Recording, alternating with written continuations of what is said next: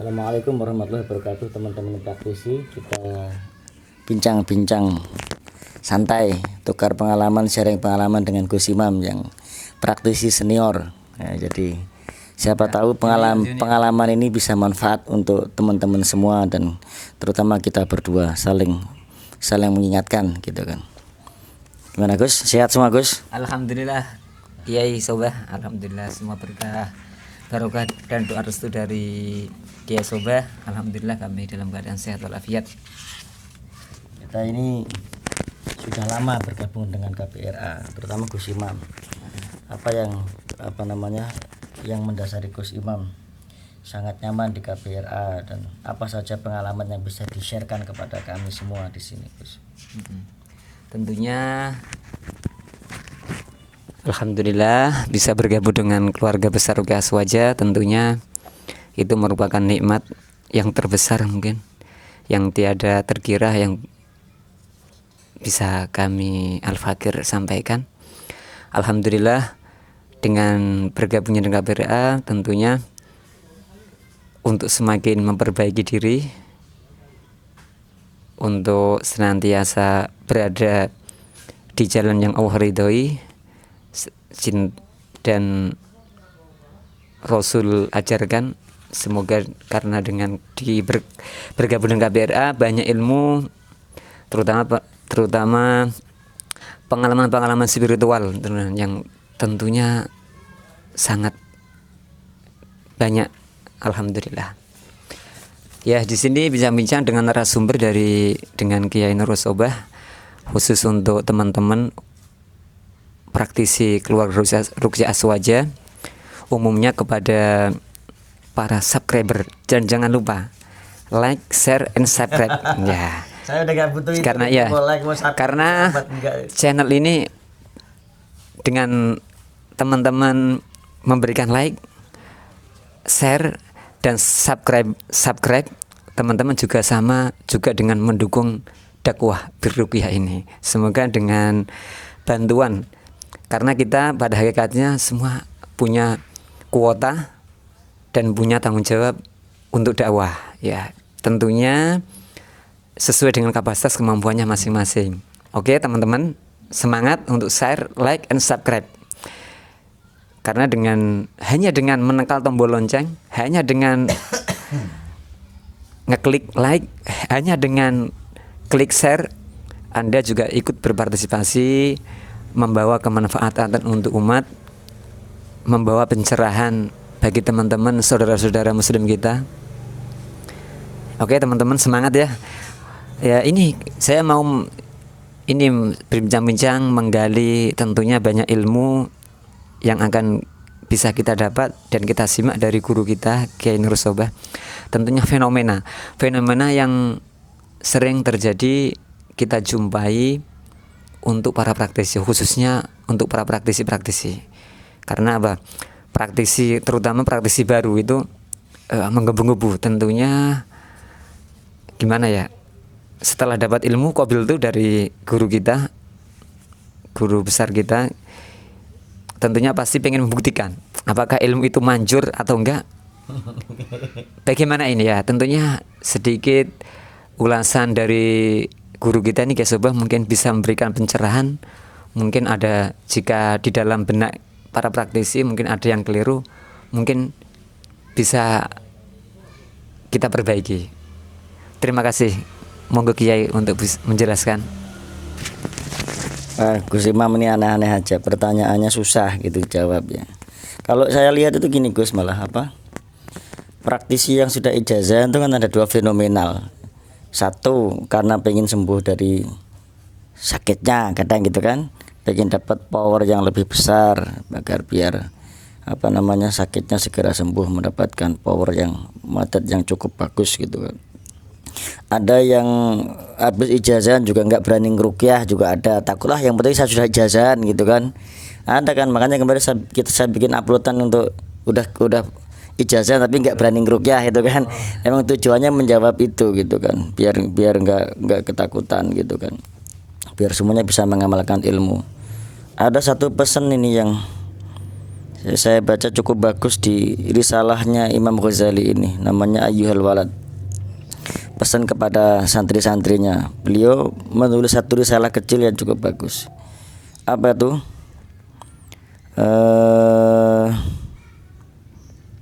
Qala Rasulullah sallallahu alaihi wasallam, asyaddun nasi 'adzaban yaumal qiyamah alimun la yanfa'uhu Allahu bi ilmihi. Itu kan ngeri, Gus. Yang paling dahsyat ini, azab yang paling banget, yang paling berat di hari kiamat itu adalah azabnya bagi orang alim yang tidak memanfaatkan ilmunya yang diberikan Allah, yang tidak mengamalkan ilmu yang diberikan Allah. La yang fa'uhu bi ilmihi, yang tidak memanfaatkan ilmunya dengan memanfaatkan amalnya dengan ilmunya, yang tidak beramal dengan ilmunya. Orang alim tapi nggak mau manfaatkan ilmunya, gitu loh. Orang alim tapi nggak mau manfaatkan ilmunya. Ilmunya disimpan sendiri, tidak mau diajarkan kepada yang lain, itu malah nanti azabnya paling berat itu malah. Maka kita bersyukur dapat cucuran ilmu dari Kiai Imron itu bersyukur. Kita doakan semoga beliau sehat walafiat. Amin. Jadi masih bisa terus memberikan ilmunya kepada kita. Nah, kita yang sudah dapat ilmu ya harus diamalkan. Itu dulu. Kuncinya itu dulu. Kalau obsesi pengen sakti, pengen seperti Kiai Imron itu jadikan himmah saja. Jadikan himmah, cita-cita yang luhur. Nah, gitu. Tidak salah. Jadi saya husnudzon saja. Mereka yang punya obsesi tinggi yang kuat, pengen cepet sakti, istilahnya pengen cepet sakti gitu ya. Itu saya husnudzon, jadikan itu sebagai himmah, sebagai cita-cita yang luhur gitu. Sebagai cita-cita yang luhur gitu. Himmatul aliyah, cita-cita yang tinggi. Jadi jadikan sebagai cita-cita yang luhur saja. Agar itu menjadi spirit, menjadi semangat, penyemangat di dalam amal ibadahnya. Imam Ghazali pernah juga nulis itu bab himmah itu, ij'alil himmata firruh, jadikanlah cita-cita luhurmu itu menjadi spirit, semangat dalam hidupmu gitu. Jadi yang menjadi penyemangat itu adalah cita-cita yang luhur itu, bukan cita-cita yang buruk gitu. Nah, itu biar dia nanti makin baik. Mungkin itu langkah awalnya. Tetapi lagi-lagi yang perlu dibetulkan adalah niatnya.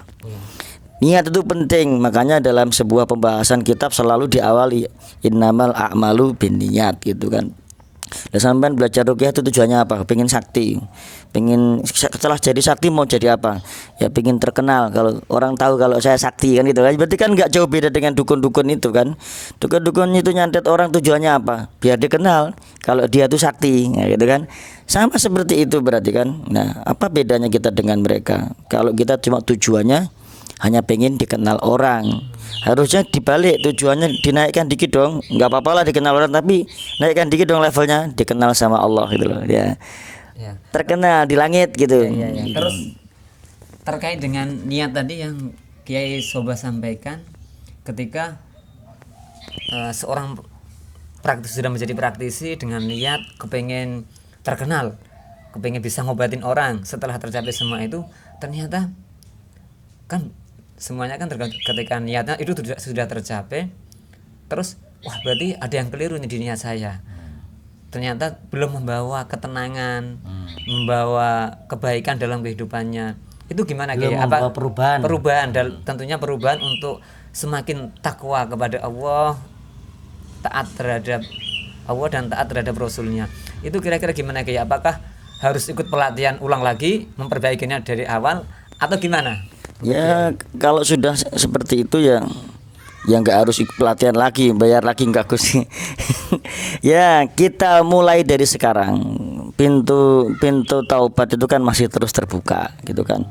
Allah itu kan juga Maha Pengampun, dan Allah itu juga Maha merubah nasib seorang hamba itu kan. Maka menurut saya ini, menurut pemahaman saya, sependek pemahaman saya, ya silahkan sekarang dibetulkan kembali niatnya, mumpung belum kadung. Ayo kita kita bertobat kepada Allah, kemudian kita membetulkan niat kita bahwa ilmu yang disampaikan kepada kita itu biar menjadi ilmu yang manfaat. Apa tuh ciri-cirinya yang manfaat itu? Jadi ilmu itu membawa pada kebaikan pada diri kita atau kebaikan pada lingkungan sekitar kita. Itu yang manfaatkan. Makanya pembahasan itu pernah dibahas oleh Kiai di bab ruh kalau nggak salah. Ketika orang itu ruhnya bagus, maka rauhnya juga bagus. Rauh itu kan rahmat. Jadi ketika ruhnya orang itu bagus, maka pancaran ruh itu rahmat di sekitarnya juga bagus. Rasulullah itu kan ruhnya bagus, maka pancaran ruhnya Rasul itu memberikan rahmat pada lingkungan sekitarnya. Wa ma arsalnaka illa rahmatan lil alamin gitu kan. Sampai rahmatnya Rasulullah itu bisa merahmati semua alam gitu kan. Karena pancaran ruhnya Rasul yang sangat bagus. Begitu juga dengan praktisi. Ketika ruhnya semakin bagus, maka pancaran ruh itu akan menjadi rahmat bagi lingkungan sekitarnya. Ayo dibenerin niat kita. Kita benerin spirit kita, semangat kita untuk berdakwah. Berdakwah itu tujuannya apa? Li'ila'i kalimatillah, meninggikan kalimah Allah kan gitu kan. Apa maksudnya meninggikan kalimat Allah? Coba kalau kita telusuri aja deh. Kalau kita gali ayat Al-Qur'an di akhir perintah puasa itu, Gus. Walitukabbirullaha ala ma hadakum wa la'allakum tashkurun gitu kan. Allah itu padahal sudah memberikan perintah kepada kita bertakbir di malam lebaran. Tapi kenapa di ayat itu masih terus walitukabbirullah, masih terus gitu. Bertakbirlah lagi, paginya masih bertakbir lagi. Kenapa? Ya karena memang tugas kita itu membesarkan Allah. Ketika kita membaca Al-Qur'an, berarti tidak ada yang lebih mulia selain kalam Allah. Tidak ada yang boleh didengarkan kecuali kalam Allah. Ketika kalam itu dibaca, wa idza quri'al Qur'an fastami'u lahu wa ansitu la'allakum turhamun kan gitu kan. Ketika kita sedang sholat, berarti yang tidak ada kaitannya dengan sholat itu suruh tinggalkan dulu. Artinya kita membesarkan Allah dulu gitu kan. Tapi akhirnya apa? La'allakum tashkurun. Kita suruh bersyukur. Bentuk dari syukur itu apa? Bentuk dari syukur itu adalah kemanfaatan kepada orang lain. Contohnya sholat diawali takbiratul ihram, membesarkan Allah, tapi diakhiri dengan Assalamualaikum warahmatullahi wabarakatuh. Itu kan artinya memberikan kemanfaatan kepada orang lain. Itu tujuannya kan, membesarkan Allah, membesarkan semua perintah Allah, membesarkan kalimah-kalimah Allah, membesarkan dakwahnya Allah. Baru tujuannya apa? Setelah itu akhir endingnya memberikan kemanfaat kepada orang lain.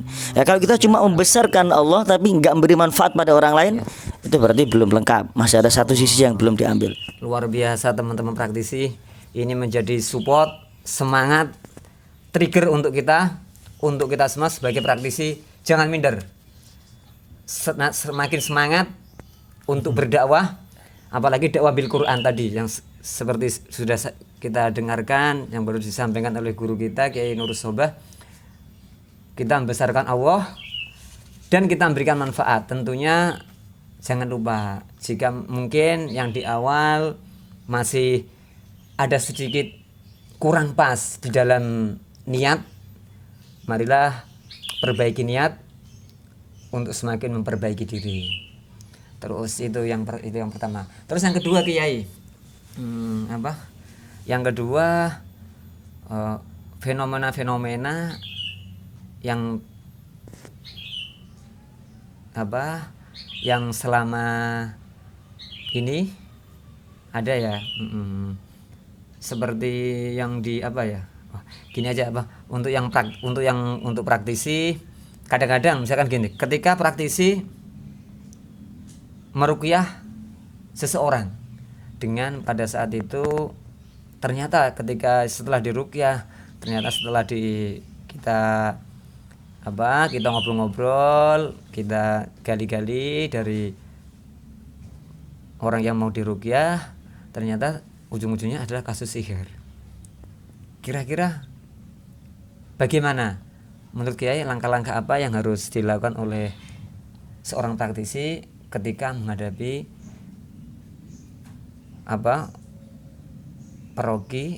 peruqyah yang terkena kasus sihir dan berdampak kepada peruqyah dan keluarganya? Kira-kira solusinya gimana Kiai supaya untuk semakin memantapkan semakin menguatkan para praktisi yang ada di luar sana, mungkin yang masih agak takut-takut jadi lebih semangat, tidak takut lagi. Oke Kiai, monggo Kiai. Kalau kasus sihir itu memang sedikit aneh ya, sedikit khusus lah ya, sedikit khusus menurut saya kasus sihir itu, karena banyak praktisi yang takut nanti kalau baliknya ke saya gimana, gitu kan, gitu, pertanyaannya gitu, nanti kalau serangannya balik ke saya gimana, gitu kan. Biasa aja lah, nggak usah terlalu disugesti seperti itu. Yang perlu Anda yakini itu satu, bahwa daun itu tidak mungkin jatuh berguguran tanpa iradah dari Allah Subhanahu wa taala. Tanpa iradah dari Allah Subhanahu wa taala. Saya kasih gambaran gini, Gus. Allah, malaikat, manusia, setan. Kalau kita kenceng ke Allah, maka malaikat ini yang ngajar setannya. Jadi kuncinya supaya kita selamat, kencengnya ke Allah itu ditambah, kencengnya ke Allah ditambah. Jadi zikirnya ditambah, powernya ditambah. Kenapa di KBRA kok ada zikir rutin? Tujuannya untuk menambah power diri, gitu kan, menambah power diri. Karena semua zikir-zikir itu makin mendekatkan kita kepada Allah Subhanahu wa taala. Semakin dia dekat dengan Allah, maka semakin tinggi powernya, semakin dia bisa menyerap energi Allah, semakin dia bisa menyerap. Seperti kita dekat dengan panas, kita ikut kena panas. Kita dekat dengan es, kita ikut dinginnya es. Kalau kita dekat dengan Allah, kita ikut menyerap semua sifat-sifat Allah, gitu kan. Allah yang Maha Rahman, Allah yang Maha Pengampun, Allah yang Maha Rahim, gitu kan. Kita serap dalam kehidupan kita. Jadi kehidupan kita itu terarah seperti pancaran Allah Subhanahu wa taala. Itu satu kuncinya. Yang kedua, gak usah takut dengan namanya tukang sihir, karena Al-Qur'an itu adalah kalamullah. Kita ini dakwah menggunakan kalamullah. Gak mungkin kalamullah itu kalah dengan kalimat-kalimat setan, kalimat-kalimat yang tidak berguna, tidak bermutu. Bahkan Allah menantang orang kafir untuk membuat semisal Al-Qur'an pun gak mampu, gitu kan. Kalau kamu masih ragu, in kuntum fi raibim mimma nazzalna, itu kan ditantang sama Allah. Suruh bikin fa'tu bi suratim mim misli. Satu surat saja yang semisal Al-Qur'an. Enggak bisa mereka, jangan satu surat, satu ayat pun enggak bisa. Itu menandakan bahwa Al-Qur'an itu sangat mulia. Ayat yang lain yang kita jadikan ayat ruqyah, lau anzalna hadzal qur'ana ala jabalin la ra'aitahu khashi'an mutasaddian min khasyatillah. Seandainya ditaruh di atas gunung-gunung pun hancur karena takut kepada Allah, gitu kan. Ya masa kita sendiri tidak yakin dengan apa yang kita baca. Ketika kita ada keraguan, itu berarti kita belum yakin dengan apa yang kita baca. Nah, tugasnya setan itu kan membuat kita ragu-ragu. Kenapa? Diagnosa awal ketika orang yang terkena gangguan non medis itu hatinya was-was enggak? Gitu kan? Kemudian sholatnya rakaatnya sering lupa tidak? Karena memang tugas was-was itu kan kerjaan setan, menghilangkan keyakinan yang ada dalam diri kita. Akhirnya kita was-was, ragu-ragu, kemudian rakaatnya lupa. Itu udah kena gangguan non medis kan gitu. Ciri-cirinya kan gitu.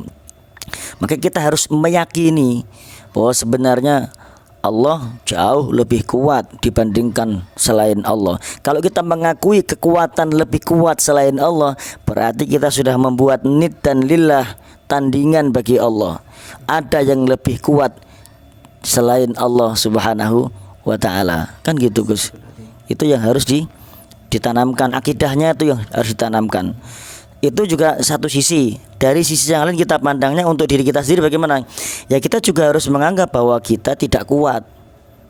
Kita tidak kuat, kita ini lemah. Wong kita cuma makhluk, gitu kan. Yang kuat dan maha kuat ya cuma Allah.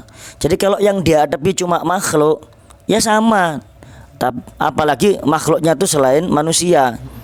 Tingkatannya selain manusia itu di bawah manusia, karena manusia tingkatnya levelnya di bawah Allah langsung, tertinggi kan, khalifatan fil ardi kan gitu kan. Jadi ada Allah, manusia, baru setelah itu selain manusia, levelnya kan begitu, gitu, levelnya begitu. Jadi kalau kita, kenapa orang takut sihir itu balik di dalam dirinya? Karena dia meyakini ada kekuatan yang lebih kuat selain Allah. Dia nggak meyakini bahwa Allah itu jauh lebih kuat dibandingkan dengan tukang sihir tadi itu. Itu penting, itu akidah, itu penting sekali. Dan innallaha la yadlimun nasa syai'an walakinnan nasa anfusahum yadlimun. Sesungguhnya Allah nggak pernah berbuat zalim kepada manusia sedikit pun, tapi manusia itu sendiri yang berbuat zalim pada dirinya sendiri. Ya, dia menzalimi dirinya sendiri. Gitu Gus. Itu yang perlu diperkuat adalah akidahnya gitu. Terus adakah itu Kiai mungkin sedikit pesan-pesan, apakah ketika kita setelah meruqyah kita langsung dari misalkan dari rumahnya orang yang kita ruqyah langsung kita pulang, atau sebaiknya kita baca-baca pembentengan seperti apa? Adakah mungkin kiat-kiat khusus dari Kiai supaya ya di samping setelah tadi kita keyakinan kita tambah, terus kedua kepasrahan kita kepada Allah, mungkin ada sedikit baca-bacaan dari guru-guru mungkin yang amalan mungkin gini mungkin dari... Yang perlu saya tegaskan kepada teman-teman praktis itu satu, jangan pernah merasa memiliki apa-apa gitu kan. Jangan pernah merasa memiliki kekuatan yang mampu melakukan sebuah perubahan, karena itu sudah mengarahkan kita pada kesombongan gitu. Udah melemahlah di hadapan Allah ketika kamu sedang menangani sebuah kasus yang berat. Ini sangat berat. Memang ini ujian terberat praktisi menurut saya. Karena kita erat dengan yang namanya ujub, riya, sum'ah itu. Kita dekat sekali dengan yang itu. Ketika orang kita obati kemudian sembuh, kita merasa bahwa itu adalah karena kita gitu kan. Kemudian kita merasa bangga gitu kan, merasa bangga dengan diri kita. Padahal begini, kalau saya jelaskan ini kan gini. Itu kan kalau secara akal naluri manusia kan hukum kausalitas, sebab dan akibat gitu kan. Ada sebabnya dia sembuh, ada akibatnya dia sehat, itu ada akibatnya. Karena diobati kita, akibatnya dia sembuh kan, itu kan akal kan gitu cara berpikirnya. Betul, iya. Kenapa kamu sembuh? Karena diobati Gus Imam. Oh berarti karena kamu diobati Gus Imam akhirnya kamu sembuh kan, itu kan konklusi akal kan begitu. Betul. Kerjaan akal kan menyimpulkan dari sesuatu data yang ada. Itu kalau secara data akal betul, tetapi kalau data keimanan nggak tepat. Kenapa saya bilang nggak tepat? Ya karena Gus Imam itu makhluk, sembuh itu juga makhluk gitu. Sebab itu makhluk, akibat itu juga makhluk. Sebab nggak bisa memberikan manfaat apa-apa, akibat juga nggak bisa memberikan manfaat apa-apa. Kenapa? Karena dua-duanya makhluk. Yang bisa memberikan manfaat siapa? Ya hanya Allah. Penciptanya. Ya hanya Allah yang bisa memberikan manfaat. Kenapa saya bilang begitu? Coba kita lihat peristiwanya Nabi Ibrahim. Api itu adalah membakar. Betul. Setiap ada api, pasti yang kena api pasti terbakar. Betul. Sebabnya diterbakar karena ada api. Iya. Tapi ternyata api itu tidak bisa membakar Nabi Ibrahim. Kenapa? Karena Allah tidak menyandingkan antara sebab dan akibat. Gitu kan? Bisa nggak dipisahkan? Bisa. Buktinya banyak orang yang diruqyah juga nggak sembuh, karena Allah tidak menyandingkan antara sebab dan akibat. Tapi banyak juga orang yang diruqyah sembuh. Kenapa? Karena Allah sandingkan antara sebab dan akibat. Itu semuanya prerogatifnya Allah. Bagaimana agar itu disandingkan sama Allah? Dekatlah sama Allah. Gitu kan? Makanya ketika kita baca ruqyah, niatnya yang ditata dulu, kemudian kita berpasrah diri kepada Allah. Baca aja ya ruqyah, baca aja. Apa yang sudah diajarkan pada kita baca sesuai dengan keilmuannya yang telah ada. Kemudian fa idza azamta fatawakkal 'ala Allah. Bertawakallah kepada Allah. Sembuh dan tidaknya dia itu kita serahkan kepada Allah. Gitu. Bagaimana agar kita habis ruqyah kok tidak ada perasaan takut dan sebagainya, apa penjaganya? Ya baca saja ayat penjaganya, tapi jangan lupa satu, ayat penjaga itu dibaca karena kita berserah diri kepada Allah, kita berlindung kepada Allah, bukan berlindung kepada ayat. Jangan lupa ayat itu hanya alat itu kalau patah nggak bisa dipakai lagi. maka kita tetap berlindung kepada Allah tapi berdasarkan alat itu gitu, karena itu alat pelindungnya, tetapi tetap berpasrah kepada Allah, berlindunglah kepada Allah. Maka insya Allah kalau engkau sudah perlindungkan dirimu kepada Allah, masa kamu masih khawatir dengan Allah? Jangan-jangan Allah nggak mampu untuk melindungi saya, masa begitu? Kalau engkau berlindung kepada saya, mungkin iya kamu khawatir, oh jangan-jangan saya nggak bisa melindungi, itu bisa. Tapi masa ketika kau titipkan dirimu kepada Allah, engkau khawatir dengan Allah, jangan-jangan Allah nggak mampu melindungi saya, itu salah besar gitu kan. Terus gimana? Jaga kesucian, karena Allah itu maha suci. Tetap wudhu. Selesai penanganan wudhu, sebelum penanganan wudhu. Batal atau enggak batal selesai penanganan wudhu, sebagai bentuk menutup portal-portal dan membersihkan semua yang ada. Kalau kita bahas tentang wudhu kan banyak manfaatnya tuh, membersihkan semua dosa-dosa, kotoran dan lain sebagainya, penyakit dan sebagainya. Min khilali asabihi, dari sela-sela jari kan gitu, semuanya dibersihkan gitu kan, apalagi penyakit gitu. Ya gitu mungkin jawaban saya, walaupun tidak memuaskan. Ya. Telah banyak ilmu dari Kiai Sobah tentunya yang telah disampaikan, menjadi pelecut semangat untuk teman-teman praktisi untuk senantiasa bersemangat dan tidak takut dalam berdakwah. Mungkin sementara ini yang bisa kami sampaikan. Sampai bertemu dengan channel dari Kiai Sobah, tentunya di pokok pembahasannya lebih menarik. Jangan lupa like, share, and subscribe. Terima kasih banyak teman-teman praktisi. Salam hormat, salam takdim untuk teman-teman praktisi semua, dan salam semangat dalam berdakwah. Wassalamualaikum warahmatullahi wabarakatuh. Assalamualaikum warahmatullahi wabarakatuh. Terima kasih Gus.